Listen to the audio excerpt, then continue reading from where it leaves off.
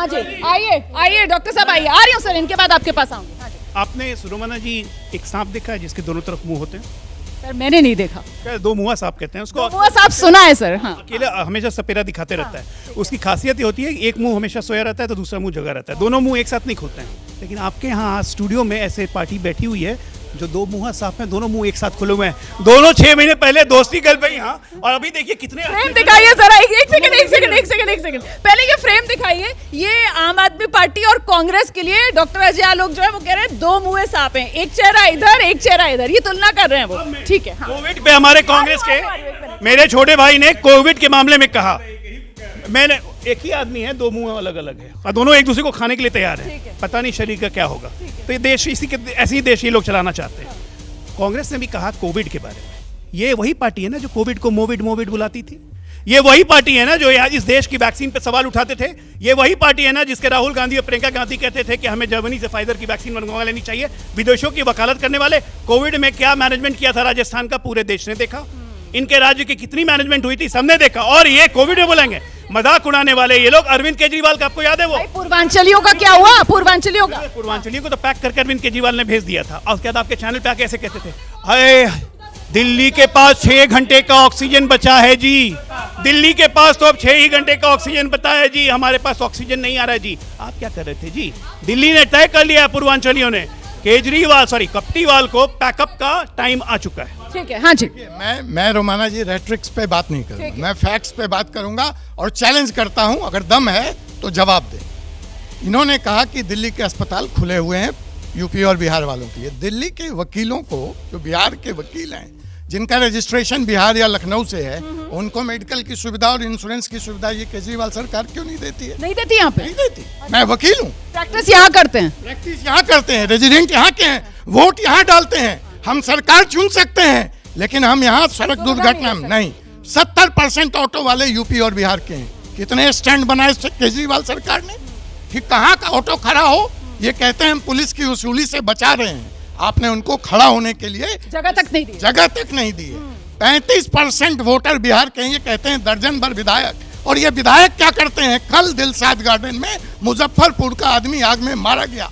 एक क्षोभ का शब्द, एक संवेदना का शब्द, एक कंपनसेशन निकला मुंह से, ये दर्जन भर। वो तो सर चुनाव लड़ रहे हैं ना। बिहार और पूर्वांचल के विधायक से मैं सवाल पूछता हूँ, ये कहते हैं कि हम दर्जन भर हैं, उनसे ज्यादा कसूरवार ये हैं। और मैं चेतावनी देता हूँ, मैंने अपना गांव छोड़ा है, मैंने अपनी। आप कहाँ के हैं? पूर्वांचल में? पूर्वांचल। कहाँ? आरा से हूँ। आरा से जी। मैंने अपना गांव छोड़ा है, मैंने अपनी जमीन छोड़ी है और अपने पसीने से दिल्ली को बनाया है। और मैंने अपना सपना नहीं छोड़ा है और जुनून नहीं छोड़ा है। दिल्ली की शान है पूर्वांचली। लेकिन दिल्ली में जो सम्मान मिलना चाहिए था पूर्वांचलियों को, वो नहीं मिल रहा है। एक मिनट, आप ही लोगों के पास आना है, आप ही सबसे चर्चा करनी है मुझे। कंचना जी आपके पास आऊंगी अभी, लेकिन एक सेकंड सर, यहाँ पर जो चर्चा चल रही है, मुझे लगता है जरा जमीन पर भी लेकर चलना चाहिए हमें दर्शकों को। और ग्राउंड दिल्ली की जमीन पर जो लोग हैं वो दिल्ली के इस पूर्वांचली संग्राम को लेकर क्या सोच रहे हैं, क्या बोल रहे हैं, जरा ये भी तो सुन जान लेते हैं ना। अरविंद जी ने यही कहा है कि उत्तर प्रदेश से यहाँ करके लोगों का नाम कर रहे हैं, लेकिन उसमें अपमान की बात नहीं है। जो फर्जी वोटर हैं उसके खिलाफ उन्होंने बोला है, ना कि पूर्वांचलों का। देखिए, पूर्वांचलों की सबसे बड़ी पार्टी हितैषी जो है वो आम आदमी पार्टी है। पूर्वांचलों का पूरे उत्तर प्रदेश का अपमान है इसमें तो। अब आप एक ही चीज़ देखिए, मतलब दिल्ली में जितने भी लोग आ रहे हैं काम करने के लिए, दिल्ली चल किस पे रही है? सब यूपी बिहार वालों पे ही चल रही है।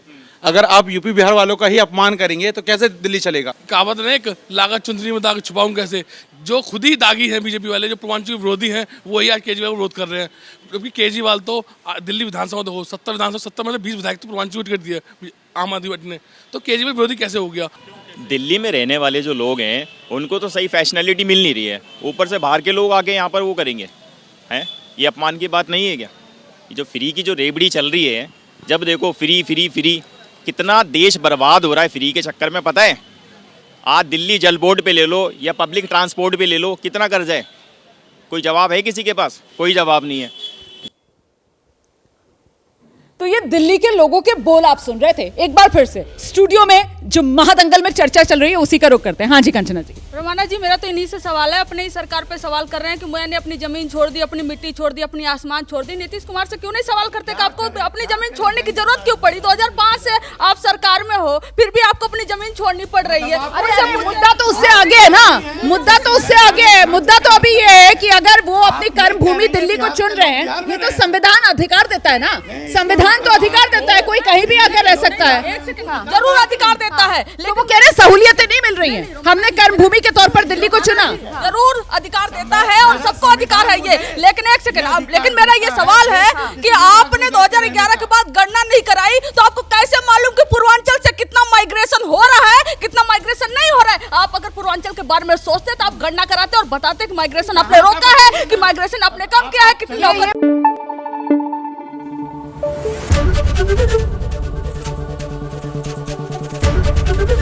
एबीपी न्यूज आपको रखे आगे।